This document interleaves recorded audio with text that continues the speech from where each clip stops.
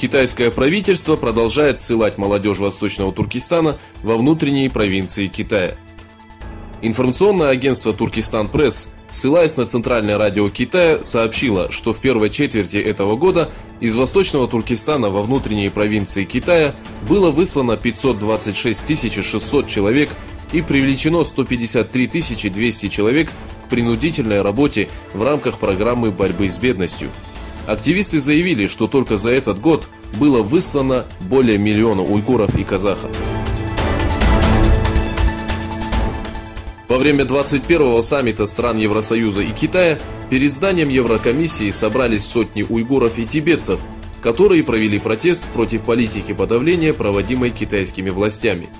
С другой стороны, Рукия Турдуш, принявшая участие на конференции под названием «Клетка и 5 колонн», организованной мусульманами Англии, осветила вопрос Восточного Туркестана.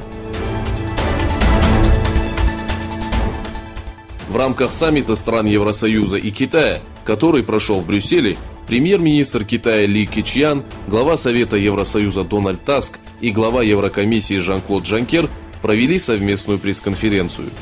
Дональд Таск заявил, что для дальнейшего функционирования глобальной системы необходимо провести досрочную реформу.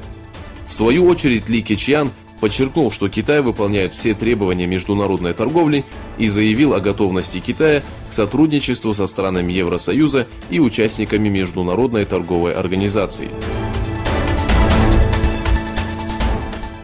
В ответ на субсидии, выделенные Евросоюзом компании Airbus, США готовится к введению дополнительной таможенной пошлины на продукцию, ввозимую из Евросоюза. Правительство США считает, что компания Airbus, являющаяся конкурентом Boeing, ведет нечестную игру. По данному вопросу выступил торговый представитель Соединенных Штатов Америки Роберт Эммет Лайзер, который заявил, что данное решение было принято в связи с тем, что Международная торговая организация предоставляла субсидии Airbus. Нужно отметить, что решение властей Соединенных Штатов Америки последовало сразу же после саммита стран Евросоюза и Китая. 9 сторонников независимости, задержанных в Гонконге, объявлены виновными в преступлении против общества, совершенных во время событий 2014 года. Профессор Бенни Тай, социолог Чан Кин Ман, священник Чу Ю Минг, лидеры студенческих объединений, члены Совета и один активист получили тюремное заключение сроком до 7 лет.